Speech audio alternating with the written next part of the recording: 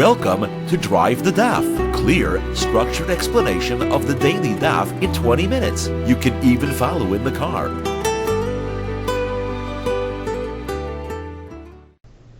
Beitzah Daf Lamed Aleph contains three relatively short mishnayos. It begins with the Mishnah, and that Mishnah discusses the subject of wood that you want to use to fuel your fire on Yom Tov, and when that wood is considered muktzah.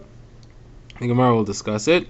Then we'll get to the next Mishnah, which will discuss when you're allowed to chop pieces of wood. That contains the topic of when is the wood muktzah and when are you allowed to chop, when is that not of the chol, what kind of chopping tool are you allowed to use. And the third Mishnah will discuss when you're allowed to access fruits that's stored in a sealed room. If the room falls, when is there an isser of seiser, destroying the room, when is the fruit muktzah, and when are the stones muktzah. Let's begin the daf. The first Mishnah discusses if you have wood set up somewhere, are you allowed to use them? When are they considered muktzah? Again, muktzah would be if you mentally did not consider it useful at the beginning of Yom Tov. You disengaged from it mentally. So the Mishnah says that there are two factors at play. There's the factor of where the wood is lying and how the wood is stored, how is it organized. So is it in a field or is it in a karfif? A karfif is a fenced-in area that's used for storage. That's issue number one. If it's in a field, it's much more likely that you did not intend to use it. You intended for it to just lie there. You didn't think of it as being firewood you were going to use. If it's in a storage place, though, it is more logical that you intended to use it and it's not muktzah. The other issue is it stacked or scattered? If it's scattered, that indicates you did not intend to use it. If it's stacked, that indicates you did intend to use it. So the Mishnah sets it up as follows. You need to have either of the two factors minimally going in your favor in order for it to be permitted to use this wood and not consider it muktzah. So if it's in the karfif, it's fine even if it's scattered. And if it's stacked neatly, it's fine even if it's out in the field. Okay, now what's a karfif? So here the Mishnah quotes some machlokes between Rabbi Yehuda and Rabbi Yosi. The Mishnah is not entirely clear how the factors that they discuss are stacked against each other, but it lists the factors as follows. Rabbi Yehuda says it's got to be a karfif is defined as a fenced-in area that's close to the city. It doesn't say fenced-in area, but that's what a karfif means. One which is close to the city, that's what we consider to be a karfif. And Rabbi Yosi says it has to be something which is unlocked with a key. It means that something that is fenced and the fence is locked with a key. You need a key to get in. And if that's the case, then it's okay, even if it's distant from the city, as long as it's within the tchum. Now, when Rabbi Yehuda said close to the city, the Mepharshim explain it means within 70 2/3 amos of the nearest house, of the outermost house of the city. If it's anywhere in the tchum, that's even up to 2,000 amos away. Okay, let's begin the Gemara. So Gemara first begins with a comment of Rabbi Yehuda Amar Shmuel, which doesn't seem to fit with the Mishnah. Rabbi Yehuda Amar Shmuel says that you are not allowed to bring wood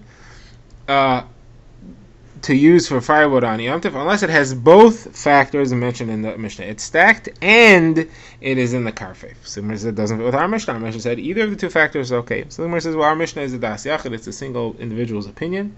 And it's the opinion of Reb Shimon ben Elazar, but the Chachamim disagree and they say like Rabbi Yehuda Mishmol, which is how the halacha will be. The Gemara quotes the Beitzah in which Reb Shimon ben Elazar states his understanding of how this topic works. He says it's really a machlokes between Beis Hillel and Beis Shammai. Now, he says as follows. Beis Shammai holds that you need to have both factors going in your favor in order for the wood not to be muktzah. It's got to be that it is stacked and it is in a karfif. Beis Hillel says you only have to have one of the two factors going in your favor. Either it's stacked or it's in the karfif. Now that's the way our Mishnah sets it up. If you have either of the two factors, it's okay, according to Beis Hillel, which would be the halacha according to our Mishnah. Although our Mishnah doesn't quote Beis Hillel, Beis Shammai is just following Beis Hillel's opinion. But this is all only Reb Shimon ben Elazar's understanding of this machlokes. The Chachamim have a different understanding of the machlokes. They're not quoted in this Beitzah, they're not quoted in our Mishnah, but that's what Rabbi Yehuda Amar Shmuel was referring to, that Beis Hillel would actually hold that you need to have both factors, and therefore that would be the halacha. Okay, now the Gemara quotes one more similar halacha.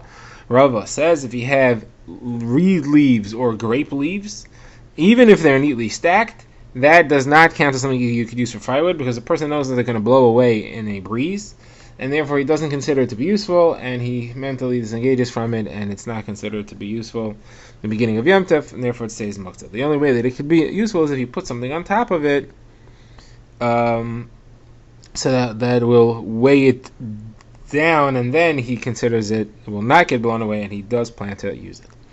Okay, now the Gemara wants to know what's a karfif. So a karfif we had seen as a machlokes in our Mishnah. Rav Yehuda had said that it's something which is close to the city, and Rav Yosi had said that if it's opened with a key, even if it's far from the city. So the Gemara is not clear how this machlokes works exactly. The Gemara offers two possibilities. Possibility number one is that Rav Yosi is arguing with Rav Yehuda on two factors.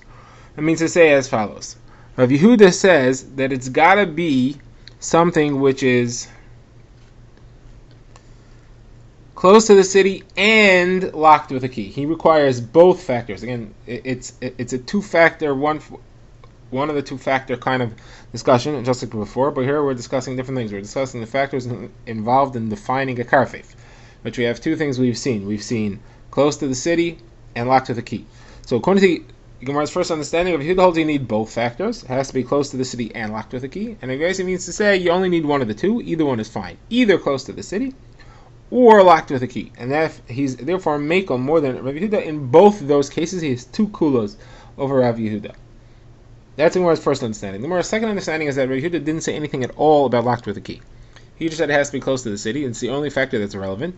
If it's close to the city, it's okay. If it's not close to the city, it's no good. It doesn't matter at all whether it's locked with the key or not. And Rav Yosi says, no, it's not dependent on close to the city at all. The opposite. It's only dependent on locked with the key, and it doesn't matter where it is relative to the city at all. And then he would only argue with Rav Yehuda in the case of something which is locked with a key, but far from the city. That's where they would disagree. Okay. So which is the correct one? So the Gemara says the first version is the correct one. How do I know? Because if Rav Yosi held that the only important thing is whether it was locked with a key or not, he would not have to mention anything about close to the city. He should just say anything which is locked with a key. Rule. End of story. Why does he have to say anything which is locked with a key? Even if it is far from the city. Of course, even if it's far from the city. If being far from the city is irrelevant. Says the Gemara. Says Rashi. Not only that, but you could see from what Rav Yosi responds to Rav Yehuda that Rav Yehuda also held that being close to the city and being locked with a key is an important factor. Because if Rav Yehuda didn't require it, then why would Rav Yosi have to mention anything about locked with a key? You could just say far from the city. Obviously, Rav Yehuda doesn't require locked with a key. So therefore, that is not a factor. So the Gemara is going with our first understanding. Rav Yehuda requires both factors, and Rav Yosi says either one of the two factors is okay. Okay, says the Gemara. Further, what is the halacha? So the Gemara says Rav Salah says and Rav Yirmiyah, the halacha is like Rav Yosi, going lenient in both situations. We now begin the next Mishnah, which discusses chopping wood on Yom Tov to use for a fire. So the Mishnah says you're not allowed to chop wood. You're not allowed to chop wood from a beam. You're not allowed to chop wood from a pile of beams, from a beam that broke on Yom Tov. Then it says you're not allowed to chop wood with an axe, with a saw, or with a sickle, but you are allowed to use a butcher's knife. So Mora says right away this is contradictory. First you start off and you say you're not allowed to chop wood, and then you tell me at the end that you're not allowed to chop wood with certain tools, but you are allowed to use a butcher's knife. So Gemara says you're misunderstanding. You thought that the Mishnah was telling you you're not allowed to chop wood because it's too much work, it's too much tircha, it's too much effort on Yom Tov. That's not what it's telling you. It's telling you you're not allowed to chop wood because it's muktzah. You have a situation which is not muktzah, you would be allowed to chop it, and that would be with a butcher's knife. Now, when is it muktzah? So you have to add a line into the Mishnah for it to read properly. It has to say, you have a beam that's part of a house that broke on Yom Tov, or if you have a pile of beams that's set aside to be used on Yom Tov, so that's muktzah because you're not planning to use it for firewood. You're planning to use it as it's part of your house or it's something that you're planning to build with.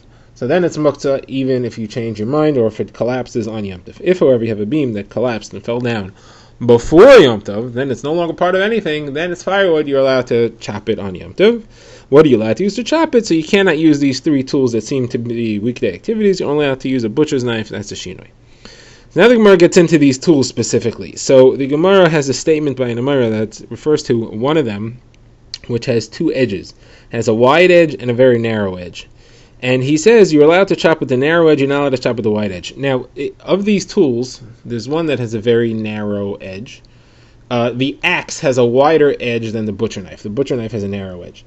The question is, when the Gemara said that there's a tool with two edges and you're allowed to use the narrow edge, Was he referring to the axe? The axe has two edges, and he was telling you that this that we said you can't use an axe is only talking about the wide edge, but you're allowed to use the narrow edge. Well, according to the other version, he was talking about the butcher knife, where you are allowed to use it, and he said that which you're allowed to use it, you're only allowed to use the narrow edge, you're not allowed to use the wide edge. Either way, the Gemara says, what's the chiddush? I could see that you can't use a wide edge from the thing that you're not allowed to use, which would be the butcher knife. Meaning, if the two-edge thing was the butcher knife, I could see from the axe that you can't use the wide edge. And if the two-edge thing is the axe, I could see from the fact that you're allowed to use a butcher knife that you are allowed to use a narrow edge. So why would I need this statement to tell me that the narrow part of whichever has two heads I'm allowed to use? So the Gemara says, because you may think it's different when you have one tool that has a narrow edge or a wide edge, and if you have a single tool that has both. So in the first version where I have the axe, I'm not allowed to use because it has a wide edge. Maybe I'm only not allowed to use the wide edge in an axe. But in a two-headed tool, I'm allowed to use the wide edge because the tool itself is permitted because it has a narrow edge on it. In the other version, that the two-headed tool has a narrow edge and a wide edge, and I'm saying that you're allowed to use the narrow edge, I may think that even though you're allowed to use the narrow edge in a tool that is only narrow edge, I may think that's only a tool that has only a narrow edge. But a tool that has both edges would be forbidden because it has a wide edge. It comes to telling me that no, you're allowed to use the narrow edge of that. Okay, that's the Gemara's comment on that Mishnah. That takes us to our next Mishnah, which discusses we have a room, a hut, or a shed of some sort, which is sealed, has no door, has no opening, has no entrance, and it's filled with fruit. But then the wall collapses. Now you can get to the fruit. So the question is it muktzah or not? So the Tanakama of this Mishnah says you're allowed to take it if it collapses by itself. It's not muktzah if it collapses by itself. And Rav Meir says you're even allowed to break the wall to get to the fruit. Now the Tanakhama we understand. It collapses itself. The Gemara explains you don't have to consider muktzah even though the building was sealed, because we're talking about a building which is made of just bricks laid one on top of the other with no glue, no bonding cement or anything, and therefore it's very likely that it'll collapse. And therefore you didn't think of it as fruit that you wouldn't be able to get to on Yom Tov. The question is, according to Rav Meir, why am I allowed to break this hut? And there's a couple of different issues at play. First of all, there's an issue of soiser, knocking down a wall. Second of all, the fruits should be muktzah. And third of all, even the stones should be muktzah. And so, the Gemara explains as follows. Soiser, destroying is not a problem because since the stones aren't cemented together, it's easily going to fall. There's no isser of destroying. The fruit is not muktzah for the same reason that the Tanakama said, because the wall could easily fall. The question is, why aren't the stones muktzah? So for that, we have a problem, because Rav Nachman says that stones that are stacked up for construction are muktzah. It's only not a muktzah if it's lying around and you could sit on them. So the Gemara answers that this Mishnah is talking on Yom Tov and not on Shabbos. On Shabbos it would be muktzah, because Shabbos there's a potential Isser D'Oraisa involved, therefore there would be muktzah. On Yom Tov, since muktzah is only an Isser D'Rabbanan, the Chachamim took off the Isser of muktzah in honor of Simchas Yom Tov, in order for you to be able to get to the food inside, and that's why that is okay. Now, on a related note, the Gemara quotes a statement of Shmuel, and the Gemara will try to figure out which Tana he goes like in this Mishnah.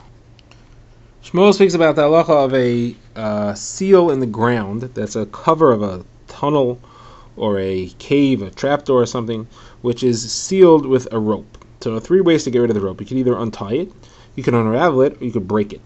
So untying it is permitted because this is not a rope that has a permanent knot, says Shmuel. It's a rope that has a knot that's meant to be tied and untied. That's permitted, whether on Shabbos or on Yom Tov.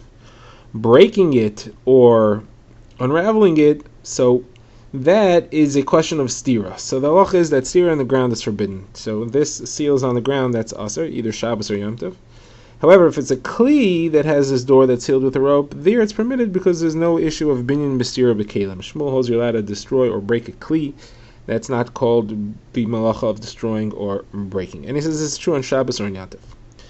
So now the Gemara has a kasha that this doesn't fit with another brisa. This doesn't fit with a brisa that clearly says that the seals in the ground on Shabbos you're allowed to untie, but you're not allowed to break or unravel.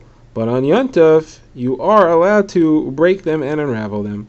So that line is contradictory. It says on Yom Tov you are allowed to break them or unravel them, and Shmuel said you're not. So the Gemara answers, this price will be the opinion of Rabbi Meir, who says you're allowed to break things open. Just like in our Mishnah, he said you're allowed to break open the storehouse. Here he says you're allowed to break the rope. And he holds that there's no Isser because it's only an Isser D'Rabbanan. And we allowed you to do Isser D'Rabbanan to get to food on Yom Tov because of Simchas Yom Tov. Now, the Rabbanan in our Mishnah disagreed with that, because the Rabbanan did not allow you to break into the storehouse. So they also won't allow you to break the rope, and that's where Shmuel's holding like those Rabbanan, that you're not allowed to break that rope. So the Gemara says, but not so fast, because the Rabbanan do not seem to agree with you either, because you have another Beitzah. Beitzah says that the Chachamim agreed to Rabbi Meir about seals in the ground, that you're allowed to untie them on Shabbos, but you're not allowed to break them or unravel them. But on Yontif, you are allowed to tie them and break them and unravel them. So you see that there's another Beitzah that clearly quotes the Rabbanan that they agreed to Rabbi Meir that you're allowed to break them and unravel them on Yontif. So they can't back up Shmuel. So Gemara says another Beitzah. There's a Beitzah that has a third opinion that says that you are allowed to. And the Gemara quotes that. A Beitzah, and this one says the seals in the ground, you are allowed to untie. You're not allowed to break them or unravel them on Shabbos or on Yontif. Only Kalim are you allowed to, just like Shmuel says. So this one fits with Shmuel perfectly. The problem is that there's another line in the Mishnah that doesn't fit with Shmuel. The other line in the Mishnah is that it says that even a Kli, you're not allowed to break the rope or cut the rope. And Shmuel doesn't hold that way about the Kli. So how does this... The first part fits with Shmuel, but the second part doesn't fit with Shmuel. So Gemara says, this is the opinion of Rabbi Nechemia, who argues with Shmuel for a different reason. Rabbi Nechemia holds that a Kli, any Kli, even a Kli that's not Muktzah, is only allowed to be used for its stated purpose, for its general purpose. You're only allowed to use a cheese knife to cut cheese. You can't use it for any other reason. And you're therefore only allowed to use a Kli for certain things. So you're not allowed to take a knife and use it to cut this rope. And therefore there's no Kli that you're allowed to use to cut the rope.